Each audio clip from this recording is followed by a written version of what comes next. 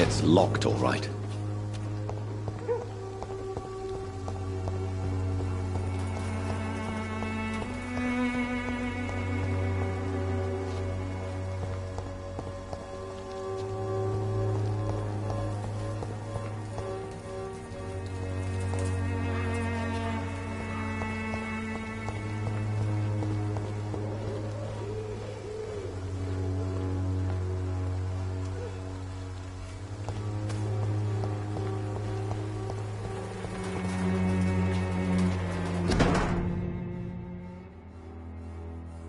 The content of Darius' letter to his children.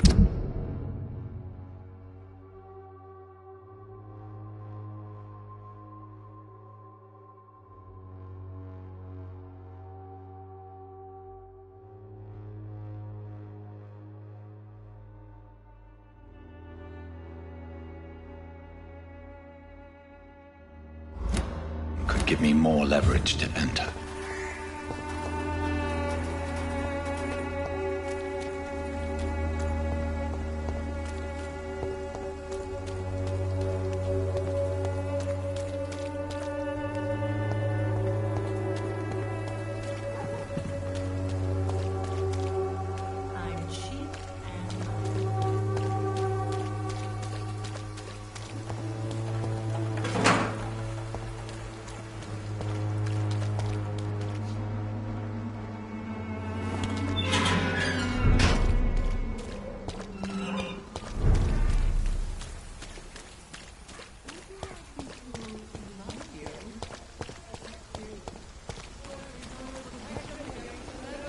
Pay me a glass and I'll be gentle. Pay me a bottle and I'll be nasty.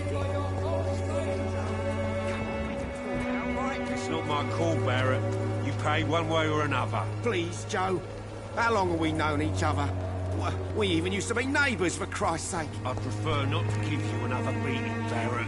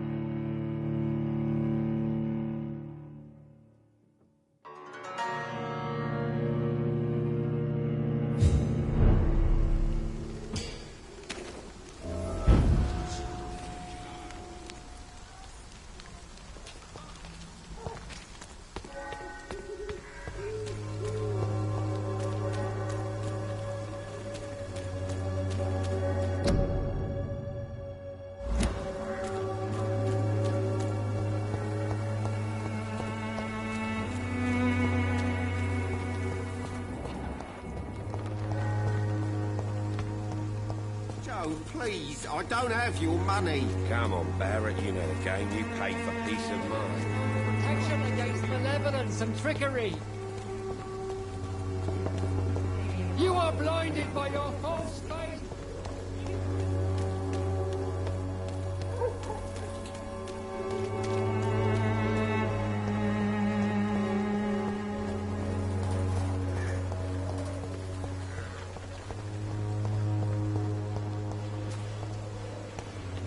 It's locked.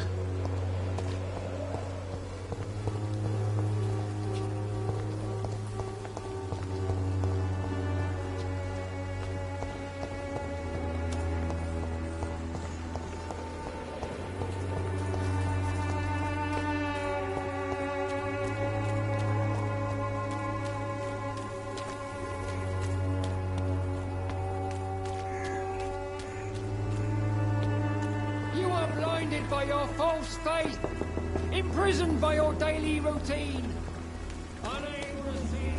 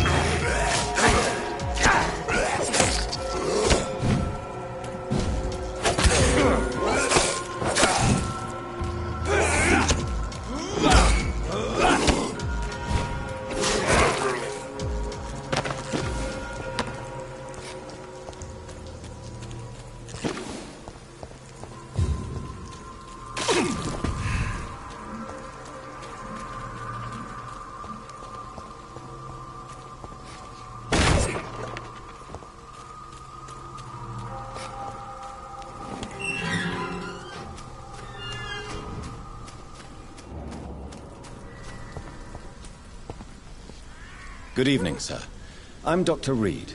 I would like to ask you a few questions. Please be my guest. Although I may not be the best informant regarding this part of town, my words speak about that which the eyes cannot see. Really?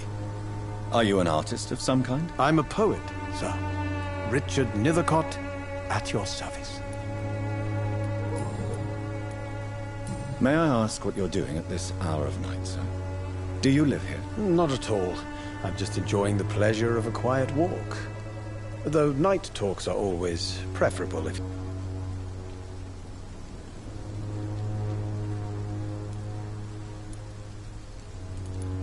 But are you not afraid of the epidemic? Oh, why should I? I see some equity in the Spanish flu. No flesh should be saved, say the scriptures. Good or evil, rich or poor, all are equal in the eyes of the flu. If you say so. But as a physician in a time of epidemic, I must caution you to avoid unnecessary exposure, sir. Thank you, Doctor. But we both know the seeker of truth has to go boldly where the weak dare not. What are your thoughts on the terrible situation in this city? Terrible, you say? No. Of course, the death of so many innocents is a tragedy. But the scourge has not been all bad for the city. Oh, no, sir. What are you talking about? Do you remember London before the flu? Noisy, cacophonic, quiet nowhere to be found. And now, listen to this oddly peaceful silence.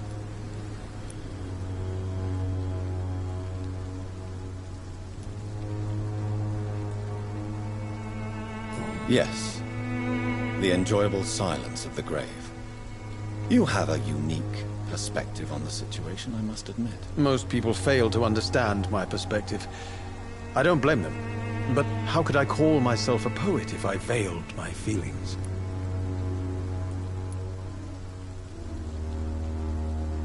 Are you aware that your life could be in danger in this part of town? But this is where I must be to feel the real beat of the city. I had to come, see it for myself, alone.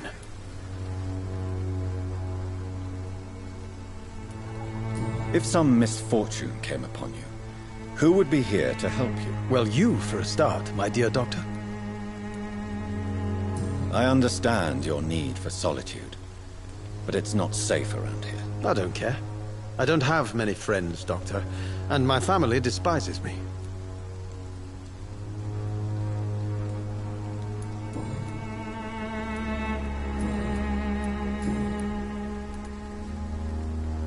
Tell me, Mr. Nethercott, why seek inspiration in Whitechapel? The place is not beautiful per se, but how to explain it? Stirring and challenging. In what way, exactly? The struggle by gaslight, the barren smiles and the added hunger under the rain. If you say so. Such vibrant antagonism and vivid paradox, the stripped humanity raged across each street. Vivid, of course, yes. And what about the poignant distress? Oh yes, the poignant distress. You see what I mean, don't you? That's what I want to write about, and that's what Whitechapel is made of. Do you not think it a little morbid? On the contrary, sir. Whitechapel is full of life, full of beauty. Just like my dear muse, the wonderful Camellia. What can you tell me about Camellia? Not much, and that's the beauty of it. She can't speak, you know. She's a locked mystery who exhales kindness and sweetness.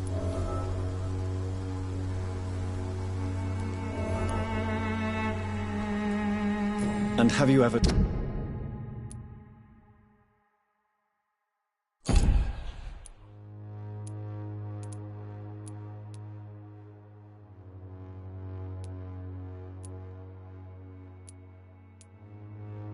tried to learn more about her? Where she lives? How she survives? Whom she may know? Maybe I prefer she remains an enigma. Reality can be so dull, don't you think?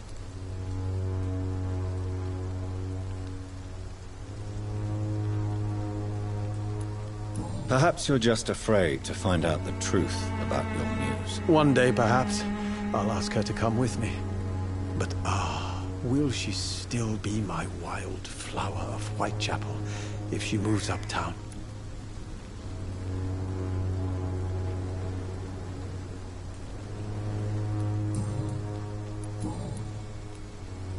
Did you know the mute florist is a member of a secret society? No, I didn't. But I thank you for this information, sir. For it only enriches the mystery surrounding the precious Camellia.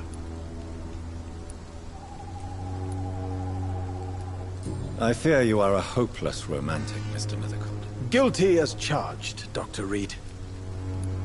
Are you not curious? Is there not more you wish to know? That girl has not an ounce of malice in her. Whatever she may be hiding, it's certain to be for the benefit of most, if not all.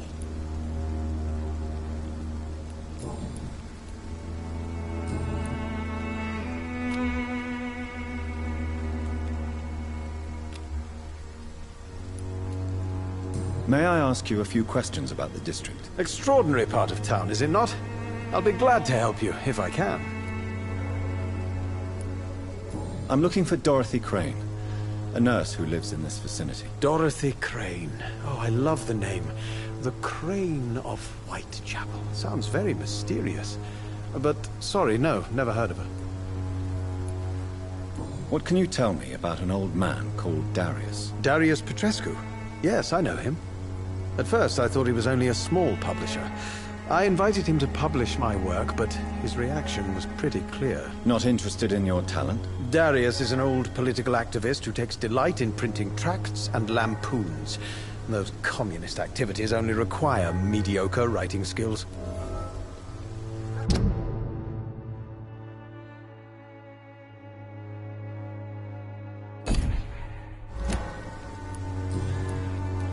I'll leave you alone, sir. Darius is a bit less of a mystery now. It should not be that difficult to incite him to let me in.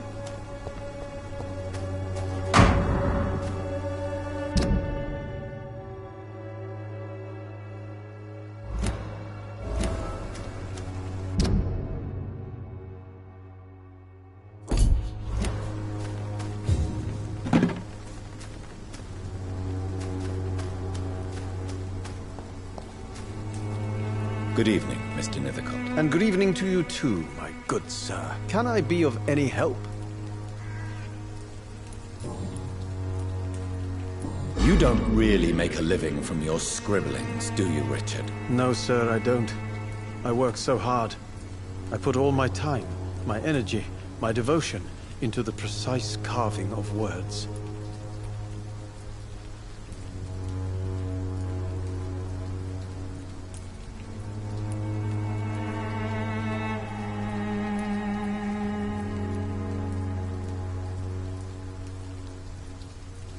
When she was younger, my mother was a painter and a poet. She told me many times how poor her artist friends were and how she helped them. My parents pay for my rent, my food, and my clothes. All I have to give them in return is lies they do not believe. You seem embarrassed. Someday I hope to proudly offer my first publication to my parents.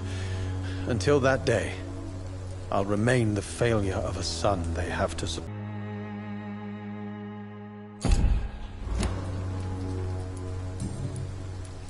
I'll leave you alone, sir.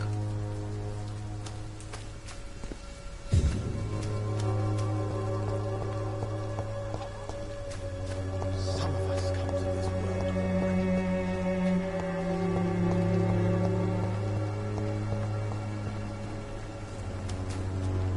Morbidity can prove its own.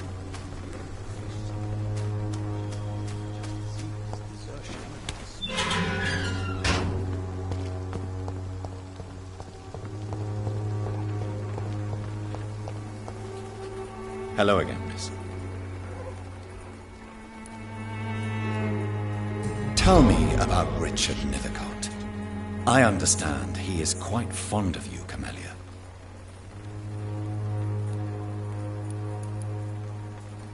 Very well. Goodbye, then.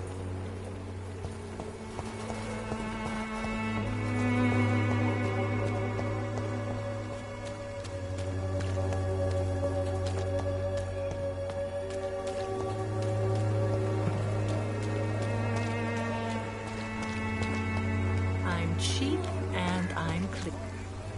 Good evening, Christina. Change your mind, Mr. Reed?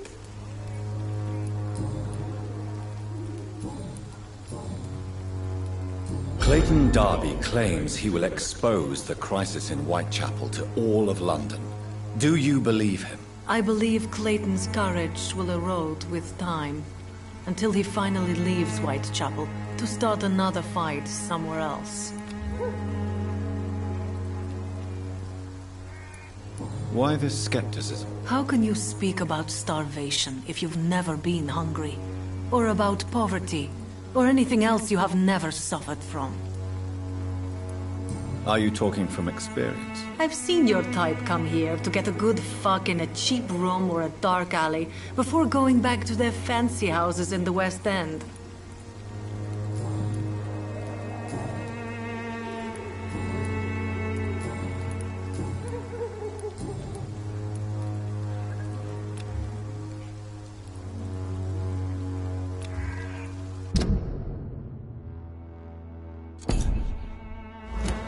Goodbye, miss.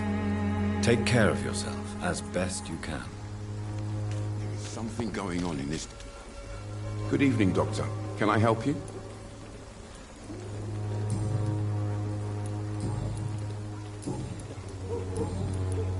I still have questions about that Darius fellow. I don't know much about the man. He's very cautious. Never goes out.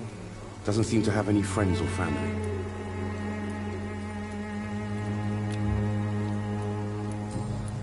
Goodbye, Mr. Darby. Farewell.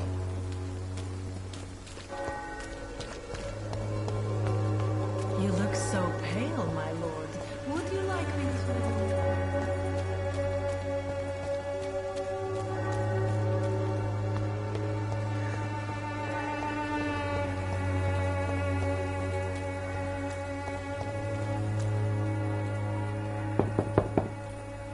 Mr. Petrescu, just 1 minute, please. You again? Go away. Sir, wait. Stop this nonsense. I know Nurse Crane is here. Shall we speak man to man, you and I? All right. Speak up. Don't you see we're on the same side? We fight to help the poor, sick, and abandoned. I'm nothing like you, Mr. Doctor. Yes, you are. You too believe in providing medical care without charge. You know what we have to sacrifice to make the world a better place. I have to admit your words have conviction. All right, I'll let you see Dorothea. Don't make me regret this, though.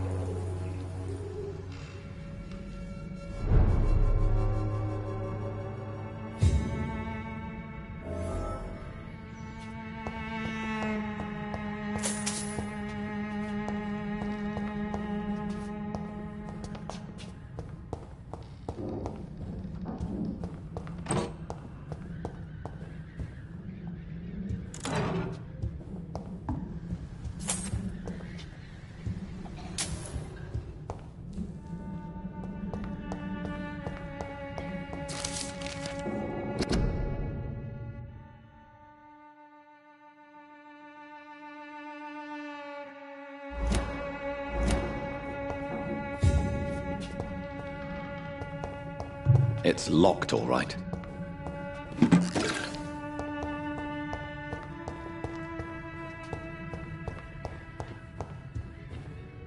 If you want to talk to Dorothea, you must go across the courtyard and take the stairs. We've not been formally introduced. May I ask your name and occupation, sir? I am Darius Petrescu. I'm here to keep snitches and spies away from Dorothea. And I also run this little print shop. So Dorothy's real name is not Crane? Like myself and many people in this area, Dorothea is from occupied Romania. That's all you need to know. She seems important to the community. More than you can imagine. The West End does not want to hear of Whitechapel's misery. Dorothea is one of the few doing something about it. Tell me everything you know about Camellia, the mute florist. I do not believe in the afterlife, Doctor, but I'm almost convinced Camellia is an angel. She volunteered to give out our medical leaflets.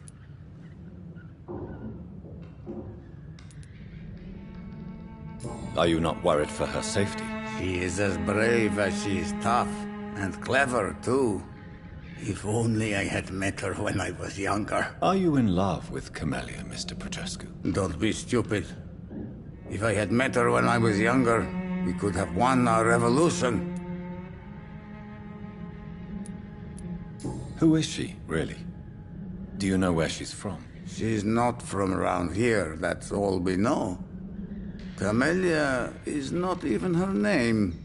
It's her favorite flower. You say she has no close family? Well, there's that awful poet who constantly follows her around like a lost puppy. A good man for sure, but a very poor writer. Did you refuse to publish Richard Nethercott's previous works, Darius? Yes, his manuscript is as pompous as he is starched. Now there's a man who loves the sound of his own voice. You could have told him so. As a great writer recently said, politeness is the most acceptable hypocrisy. Tell me everything you know about Camellia, the mute florist. I do not believe in the afterlife, Doctor, but I'm almost convinced Camellia is an angel. She volunteered to give out our medical leaflets.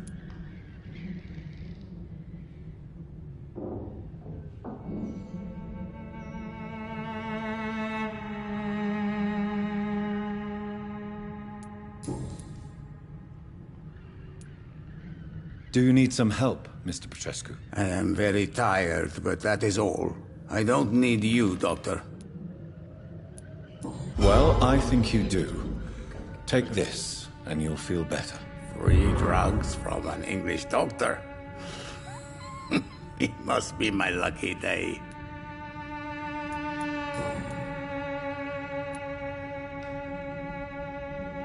How did you meet Nurse Crane, Darius? Why does she trust you? I'm her oldest friend in England. Dorothea and I share many ideas about this country and about the country we left. You mean occupied Romania, don't you? Even if not directly, I fought against your enemies. Really? Then perhaps you have more in common with Dorothea than meets the eye, Dr. Reed. Do you have any family left, Mr. Petrescu? Children or grandchildren? Who knows? I have abandoned my people for so long, they might as well be dead. As dead as I am for them, I suppose.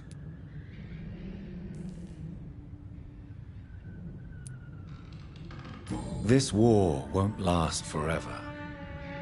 Did you ever think of returning to your country now it's free? No. I have taught strength and determination to my sons and daughters. I'm an old, dying man who only has memories of better times to cherish.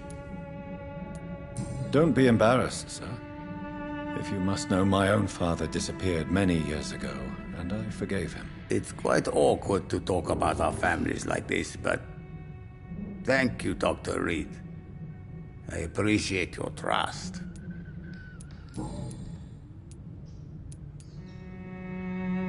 I know you fought for your country when it was occupied, Darius. Tell me more about it. I know my days are numbered, and I know I won't see my homeland again.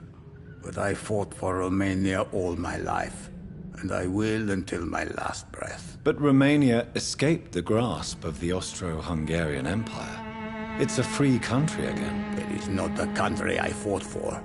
My homeland is not appeased, Doctor. And I still see a dark future ahead for my people.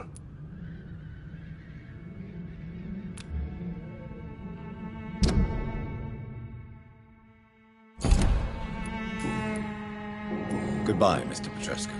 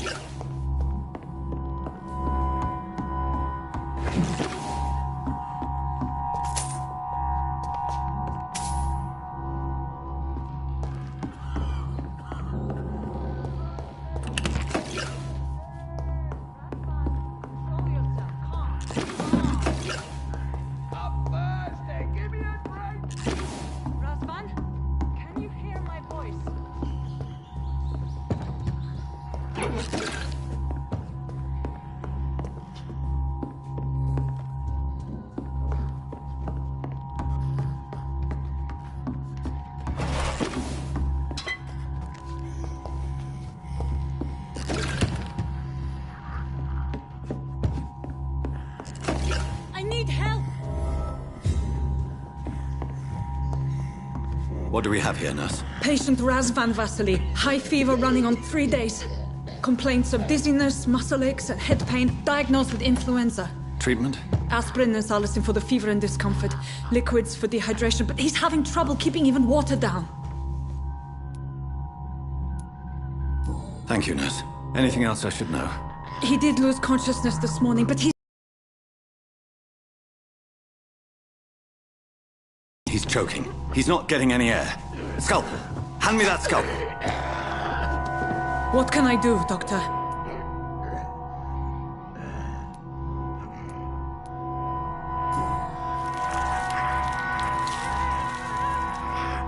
I need to perform a tracheostomy. Short pipe. That rubber tube will do. We're going to cut a passage for air through the neck. Yes, Doctor. He's breathing again, but he's coughing up blood. Internal hemorrhaging. I need to make another incision into the chest cavity to drain the fluids from the lung. Prepare another tube. A thoracostomy? Doctor, we've nothing to fight the infection. We need an aseptic environment.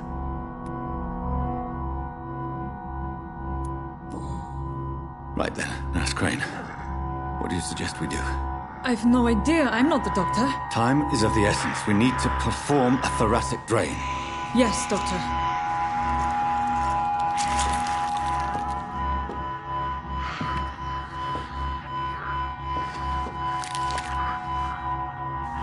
He's still bleeding, Doctor. I'm losing his pulse. The drain must have punctured the intercostal artery. There's too much blood. Are you all right, Doctor? I can't see.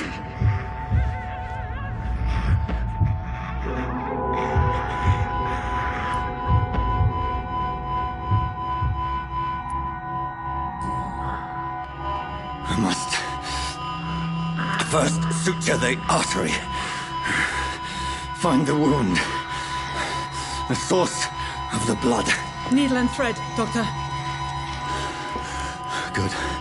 The stitches are holding. How's he doing? We're losing him. We've lost his pulse. He's dying, Doctor!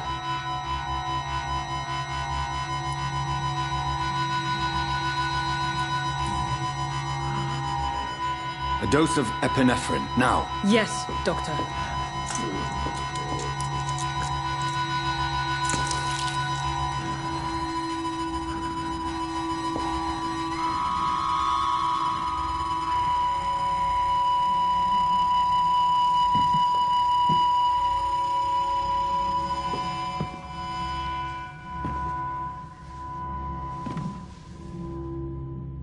We've lost the pulse. He's gone, Doctor. Nurse, we did everything we could. Truly? Everything you could. Is that how you'll report this in your log? Is this how the war went? Piling up one poor corpse beside the next? This was not an influenza-induced seizure. I've never seen symptoms like these on the continent. Neither have I. But the previous symptoms leading up to this attack were the same, indistinguishable from the epidemic. No. There was something more vile in these reactions. Something primitive. There have been numerous reports of mental breakdowns caused by the fever that accompanies the flu itself, Doctor. Yes, but I'd best take some samples of the blood for analysis.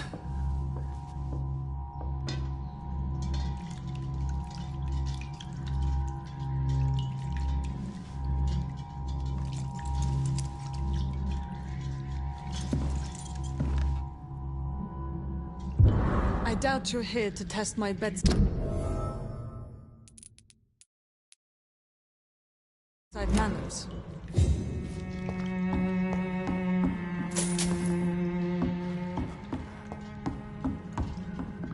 I suspect it was more than intuition alone that led you to us.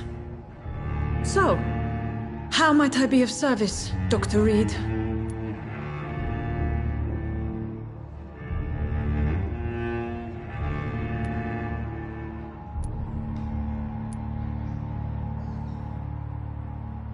I've come to put an end to this insufferable blackmailing, Dorothy. Doctor, you think your warnings scare me? I've stolen and plied, blackmailed and lied, but what else am I to do? I'm all these people have.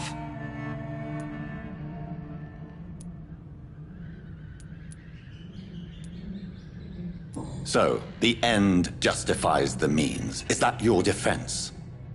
I know you're kind, Doctor. Just another fine-heeled, silver-spooned gentleman who was given the world on a platter.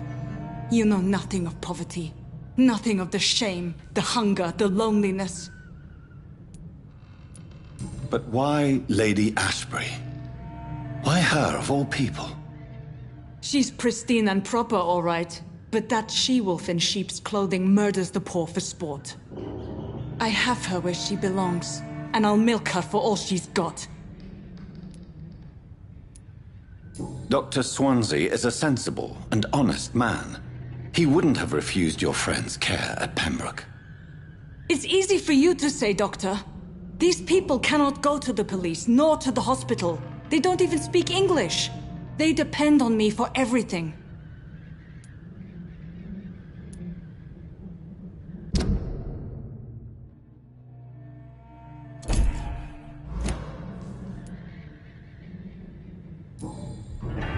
You've convinced me of the sincerity of your actions and their noble justifications. But all the same, blackmail is a crime, and it will stop, Nurse Crane. So, are you going to turn me over to the authorities?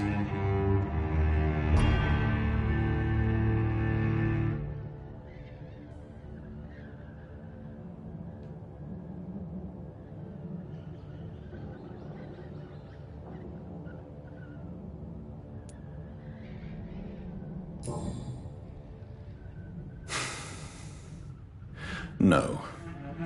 Your place is here. Jailing you would be an even greater crime.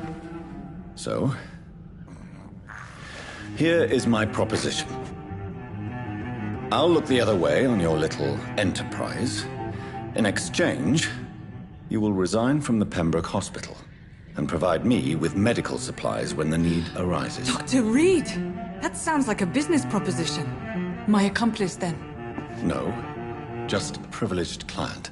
My research may require the occasional rare piece of equipment or ingredient.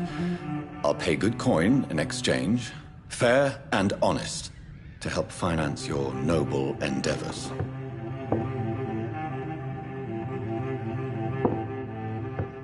We have ourselves a deal, Doctor.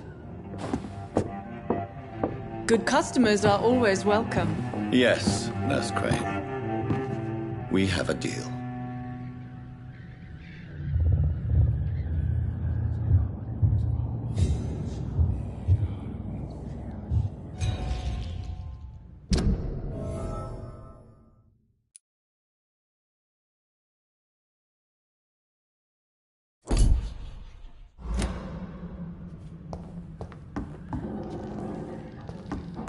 It's locked.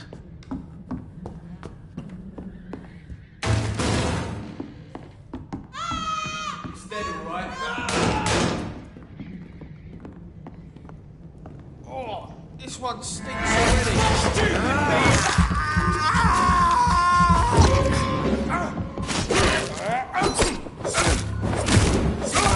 Murdering bastard!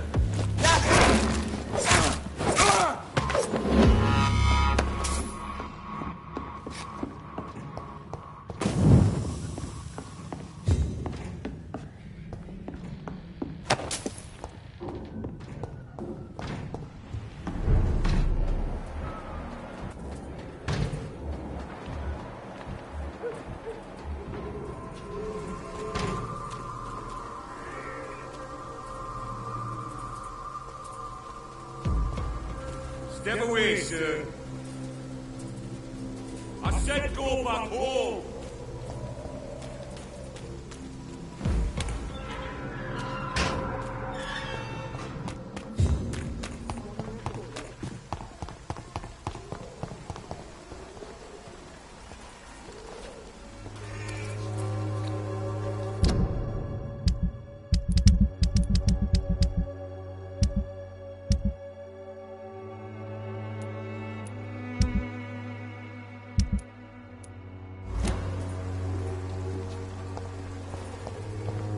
Good boys joined the army and the scum turned criminal. It's a shame.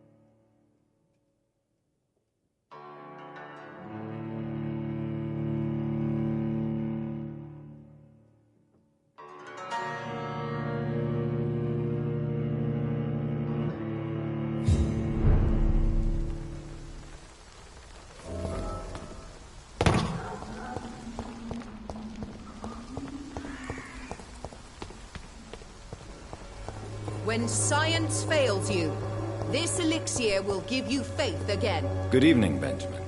Can I help you? I'm afraid not, Mr. Reed.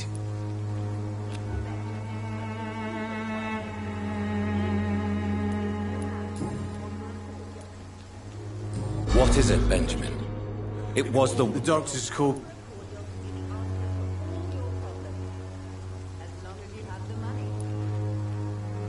What about those we left behind, face down in the mud? You want to change places with them? You cannot waste your chance at life this way. It's not that simple. I wouldn't have expected you to understand. I don't even know why I spoke to you in the first place.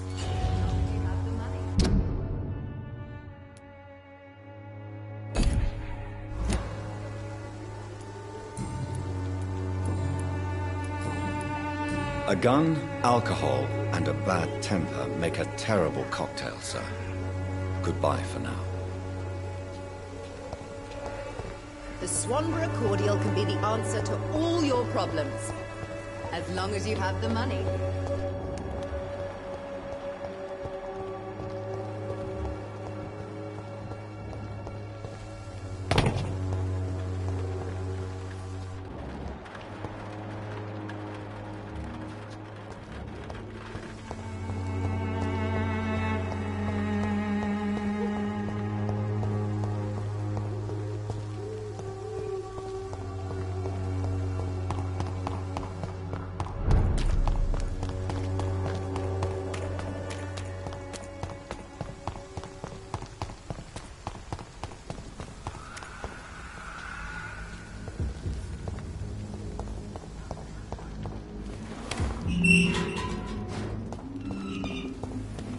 Human blood. Whoever left these marks did so deliberately.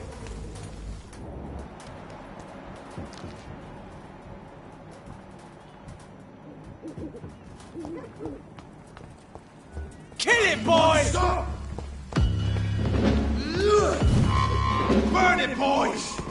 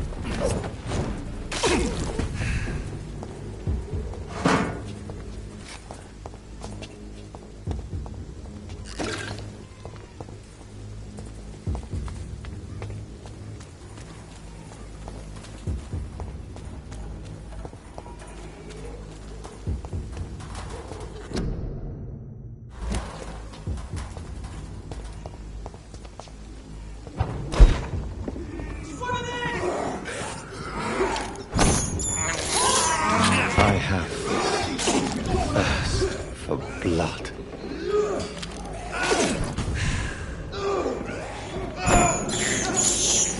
This is despicable.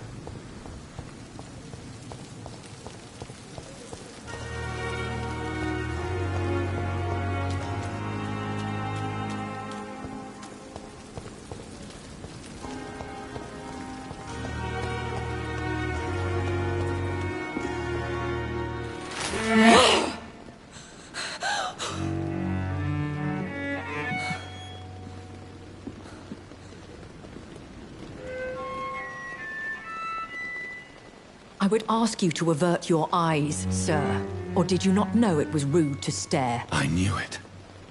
Speak up, Dr. Reed. I like a man who speaks his mind.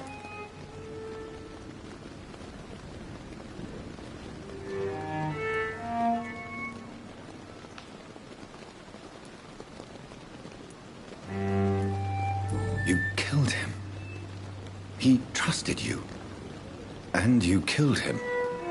Spare me your sarcasm, Jonathan. You are but newly born in this world.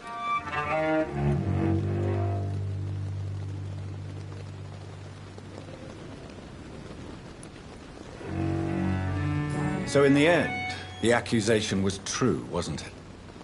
The situation is somewhat awkward nonetheless. I have not been observed sustaining myself for many decades.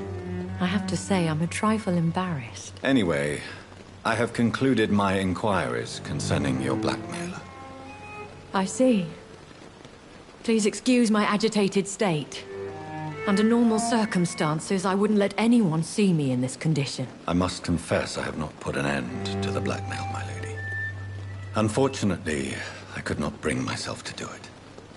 I'm so disappointed in you, Jonathan. I didn't expect this from you. Lady Ashbury, you yourself admitted how ridiculous the sum of money was. I can assure you, it was all used for charitable ends. Well, you are full of surprises, aren't you, Jonathan?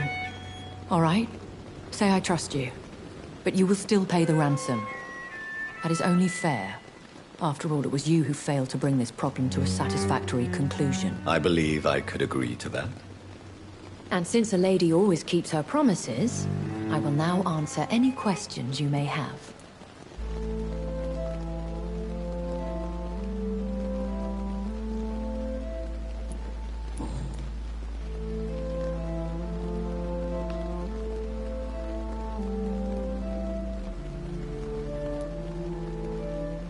Are there many vampires here in London? Immortals are of a rare breed, and we often tend to hide. But you may occasionally meet some of us at night. Will they all be as affable as you, my lady? I do not see why not. But remember, even the shark smiles before he bites. That sounds like a lesson from experience. Vampire politics are as intricate and sometimes tedious as a game of chess in a gentleman's club. I've learned from experience it is best to decline to play. Do you know any of them? Have you an idea of the identity of the vampire who attacked me? You mean your maker? No, Jonathan, I have no clue. But I fear he or she is as careless as cruel. To let you discover your new condition by yourself. What do you mean? Every now and then, you may discover an immortal in the deep of the night. But we are a rare and reclusive breed. Our progeny is almost never accidental.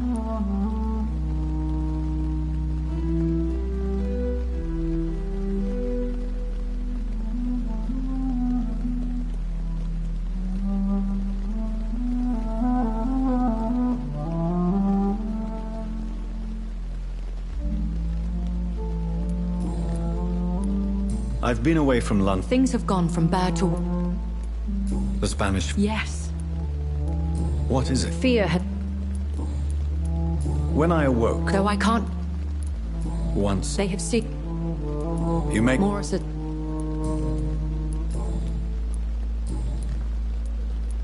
I know that... Reed. Very well. But I believe there is... A lady... And who bestowed upon you this? My maker. Why does... Dr. What the Brotherhood... And... As you... Why did you save me? I could hardly... William... No. What? Not at...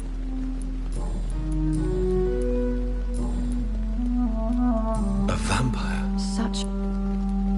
Yes. So... How... Hush. Only the... Me? I don't... That is... So... I very... I bid you farewell. For now, my lady. I must quickly analyze the blood I took from Nurse Crane's patient. Pembroke is so lucky to have Dr. Reed, you know. I met him in New York once. If only there were more of us, with less resignation and more determination. I know I can count. I wish I could say it.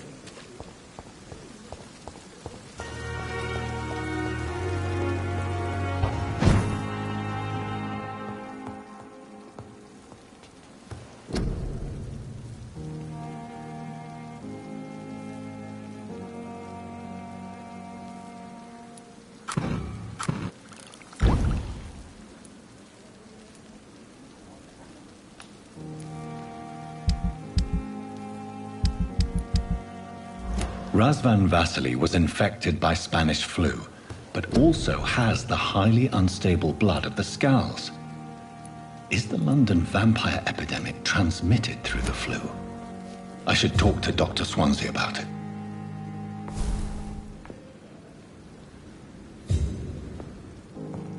The flower's dying.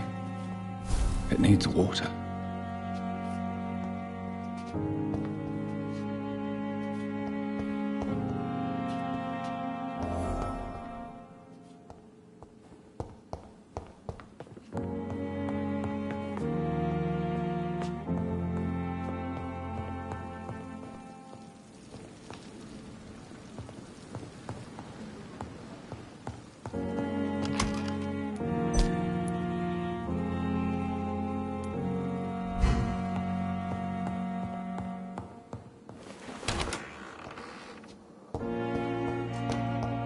It's locked, all right.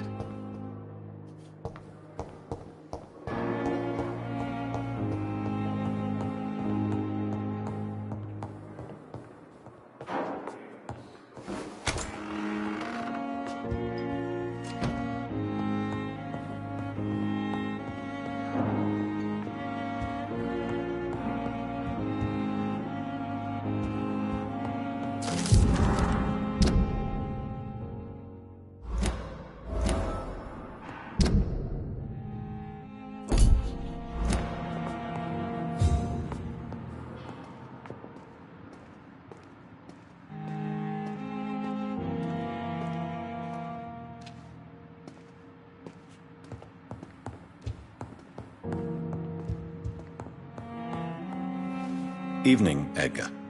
Could I get your professional opinion? Please speak, but I have something important to tell you. This strain of flu... Really?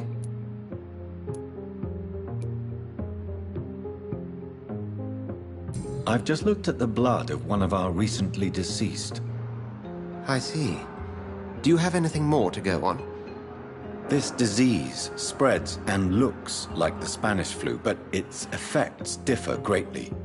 The London strain is different from the continental one. This is very interesting. Did you find something else? Yes. Unlike the flu, the infected begin to show an increase in outwardly aggressive behavior. More than simple agitation.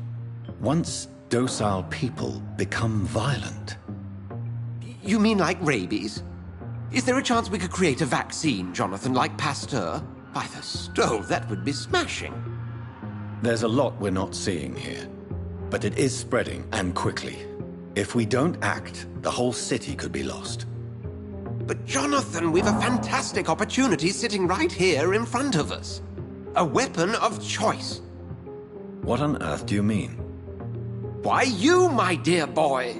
With your expertise and your blood, we could isolate the properties that course through your veins. Think about the possibilities.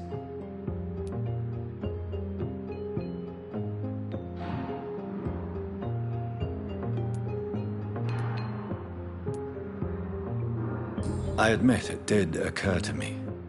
Blood seems to be the common factor in all of this. I totally agree. We're in uncharted territory here. Maybe it's just wishful thinking, but imagine the possibilities. We'll discuss this more later. Thank you for your time. No, thank you, Jonathan. But as I said, I needed to talk to you. I have some rather bad news. Yes? I'm afraid it's your sister. My sister? She's to be buried this evening at Whitechapel Cemetery. Your mother published the obituary this morning. I see. I'm sorry, Jonathan. Please accept my condolences.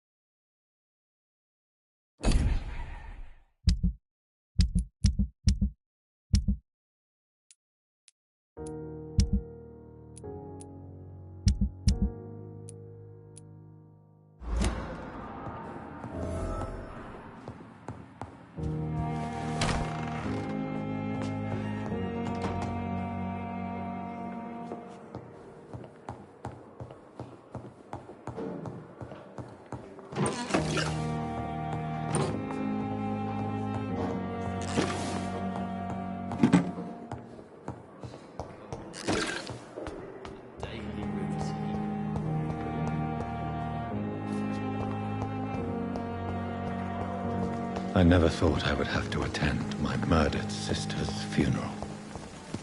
Mary, I can't forgive myself. I'll find the truth about what happened to us. I swear. Never seen so many people die at the same time.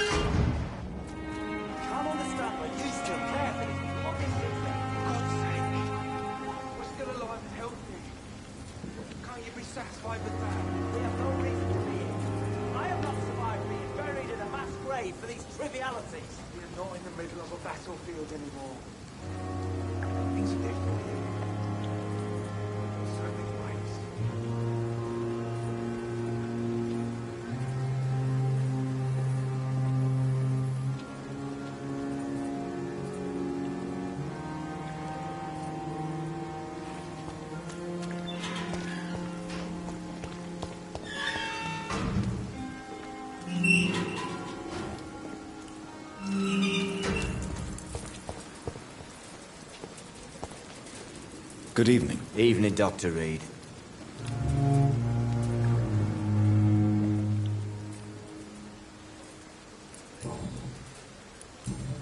Goodbye, Mr. Thatcher. Try to take care of yourself.